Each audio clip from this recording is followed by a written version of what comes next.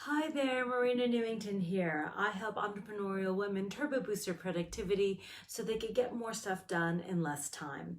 And today I want to talk to you about your why.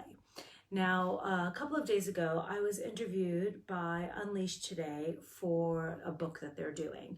And I contributed to this book, and I'm really excited to be part of this project. And what they're doing is they've written this book geared at young women who are just entering the workforce, and they are concerned by all the challenges that are facing them. And they have all these worries about what career should they start and getting a job and all of these wonderful burning issues. And sitting from the perspective of someone who is, oh goodness, about 25 years past that or 20 years past that, and having lived through that, there are a few basic learnings that I have and I've experienced and I've learned over the years. And I think it's fair to say that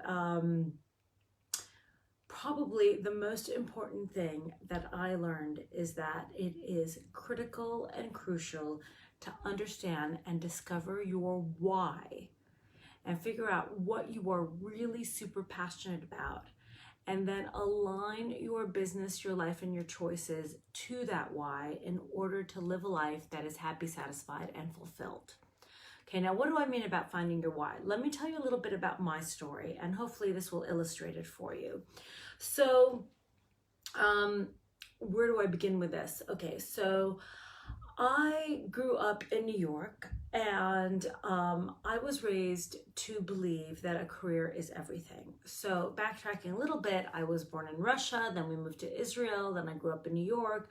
But my mother, she was fiercely entrepreneurial, and the culture in New York was such that if you don't have a career, you are nothing. And you have to work, and you have to get a job, and you have to have a career, and this is how you're going to identify yourself as a person, as a successful person. So I grew up with all of this in my ears, and I was really good at math, so that meant that I went into finance. That's just the way it worked.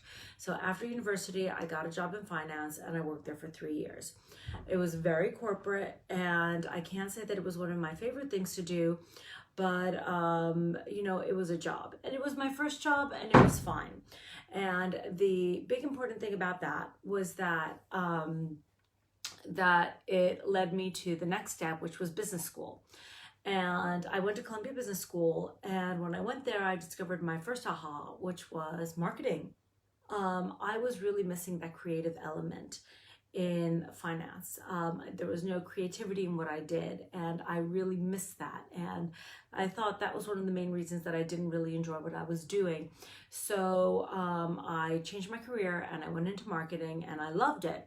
I moved to the UK, and a year later I got married to my husband, and he's English, and we lived in the UK, and I was working as a marketing manager at Sainsbury's. I was really enjoying it. And then what happened? I got pregnant. So then I had my first child, and after having my first child, I went back to the workforce where everything was supposed to be the same, but guess what? It wasn't. I was on the fast track before, and now I was not. I was put into another department that I didn't like so much, and I wasn't really that enthused about what I was doing anyway, because really, coming up with a strategic plan for the year, guess what? January was New Year, New You. Revolutionary, right? Oh my God.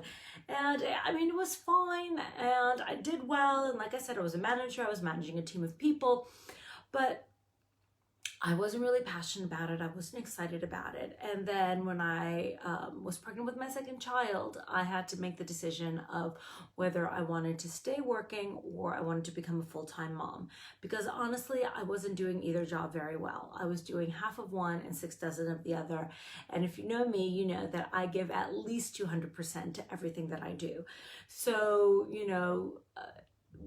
not being able to give everything to my daughter and not being able to give everything to my job was something that I personally could not deal with.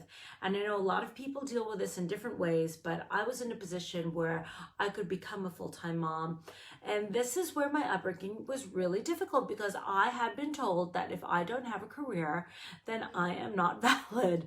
And here I was wanting to become a full-time mom. And you know what? The challenge wasn't leaving my job, because I wasn't passionate about it. It wasn't my why. I didn't connect to it. That wasn't the problem. The problem was my pride and self-limiting beliefs and self-esteem and, issues around that. But I got through that, and I left my job, and then I went on to have 2 more children. So I raised 4 beautiful, amazing children, and I can tell you it was the best thing I ever did. It was without a doubt the best and most wonderful thing that I have ever done. So I raised these children, and my husband was really busy at work. He traveled a lot, and to be quite honest with you, I got to a point where I was at a real low. So I felt overwhelmed by, these 4 young children and raising them and everything that it involved. It was always on, and I had to manage their lives and my life and a hectic social life and a couple of houses. It was hard. I was feeling really overwhelmed by it all. I was feeling depressed. I felt like I had no direction. I didn't know who I was anymore. I knew that I had been someone, and I had been confident and successful, and now I felt like I was last on everyone's list, not just my own. And I started gaining weight. My health was struggling. I was suffering from a lifetime of IBS. So at this point, my husband and I, we moved to Australia, and we went there for 2 years. He left his job, and we went to Australia for 2 years with all 4 children. And we didn't know anyone, and neither of us was working. And this was a cathartic moment for me, because this was where I decided that I had to do things differently and I had to change. So a lot of us feel stuck, and a lot of us feel like we don't want to be this way anymore, but we don't know what to do and how to move forward. So I did what anyone would do. And what I had to do was I had to dig deep. I had to open myself to new learning and new mentors, and I had to visualize for myself what the future would look like for me and for my family, because it's not enough to want change. You have to visualize the goal that you are heading towards. And I knew that I did not want to be this way anymore. And I saw for myself a different person. I saw for myself the confident person that I used to be, and I wanted to get my mojo back, right? I wanted to get my power back. So I started by my diet. I went to see a nutritionist, and I changed the way I ate. And then that step led me to change the way I moved, and I started exercising more.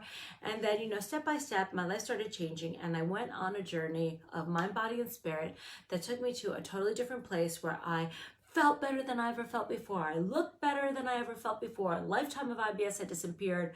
I was confident, and I was ready to start focusing on myself and seeing what I could contribute and what I could give back. My kids were getting older. They didn't need me so much, even though my youngest was still about 4 years old. So it was still a bit of a challenge. It was still about 4, 7, 10, and 12 at the time. So, that was still, pretty full on. But I was able to start looking, and, as I went through this transformation, all these women would ask me, how did you do it and what happened? And I, was talking to all these women about change and transformation, and then I started giving them advice. And you know what? I found my why. Nothing made me happier than being able to help other women achieve transformation in the way that I was able to achieve transformation. And this was amazing, because this excited me, this inspired me, this motivated me, this got me excited. And before, I never wanted to start my own business, because I didn't want to, I didn't know what I would do. I didn't want to just start something for nothing.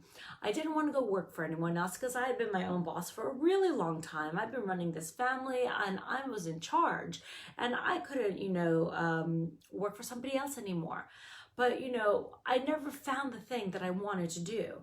And it's not that I was clear on what I wanted to do, but I knew I wanted to affect transformation in other women and I wanted to help. So when we came back to the UK, I retrained as a health coach. And I studied at the Institute for Integrative Nutrition, and I opened up a practice helping busy moms feel better about themselves, because I knew busy moms, right? Because I was a busy mom. And what I found was that all the women that I was working with were female entrepreneurs. And, so they came in maybe for things that I could support them with about health coaching, but in reality, in about 10 minutes, they were talking about all the other things.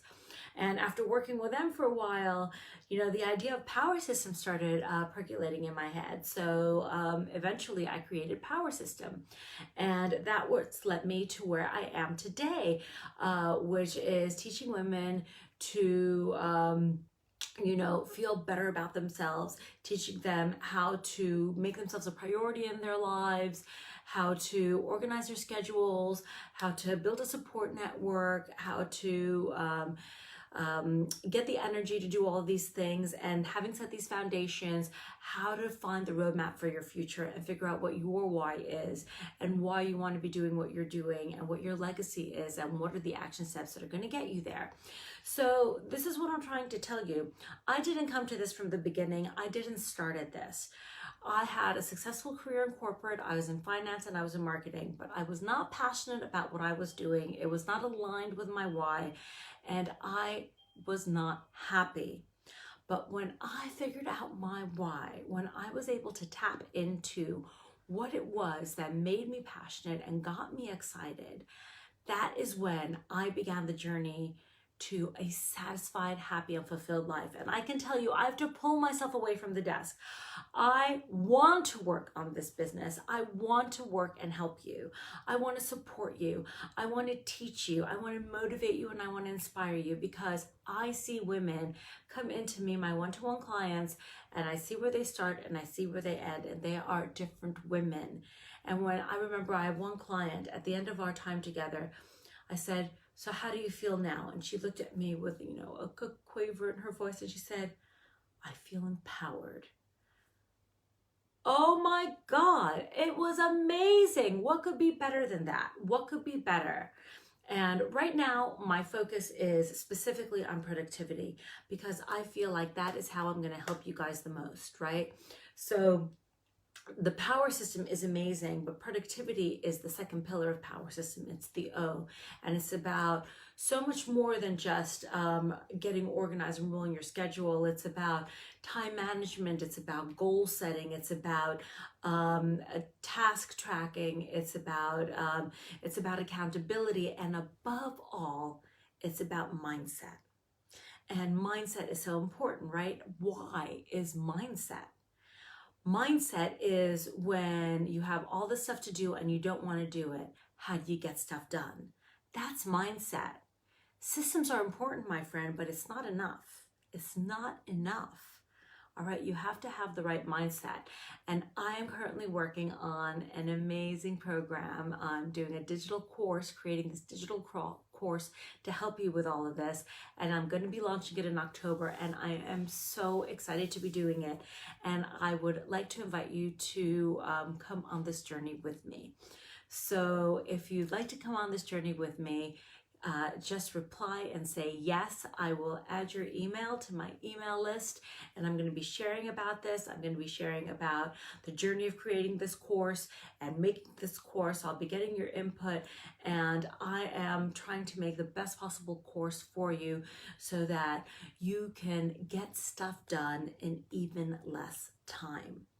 So that is where my why has led me, and I'd love to hear where your why has led you. Or if you don't have a why, what do you think the biggest block is for you in keeping you from figuring out your why? Okay, it's been great chatting with you, and if my story resonated with you, then I would love to hear from you. I would love to hear from you. All right, so either respond in the comments below, or when you get my special newsletter, hit respond. Okay, I will talk to you soon.